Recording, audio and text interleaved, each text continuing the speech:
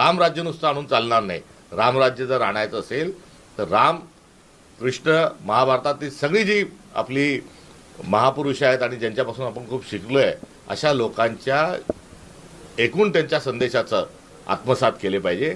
जेव्हा ही मंडळी अशा पद्धतीने बोलतात, औरंगजेब निश्चित क्रूर होता, याच्यात दुसरं कुठल्याही प्रकारचं त्यामध्ये दोमत नाही. आणि औरंगजेब जितका क्रूर होता आणि ज्या पद्धतीनं राज्यकारभार चालवत होता तेवढ्याच क्रूर पद्धतीनं आज देवेंद्र फडणवीस सरकार हे तेवढ्याच क्रूर पद्धतीने आज वागत आहे. संतोष देशमुखची झालेली हत्या हे क्रूरपणाचं एक लक्षण आहे.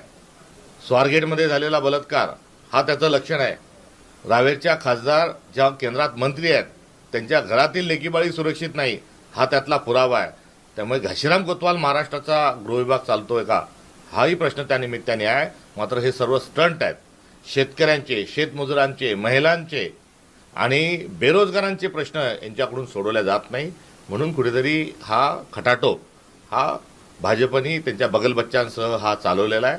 आणि त्यांच्या या चालवलेल्या प्रयत्नांमध्ये फलश्रुती काय होणार आहे? एकाही बेरोजगाराला नोकरी लागणार नाही, शेतकऱ्याच्या शेतमालाला भाव येणार नाही, वाढत चाललेले बलात्कार थांबणार नाही, बिघडलेली ढेपाळलेली कायदा सुव्यवस्था दुरुस्त होणार नाही.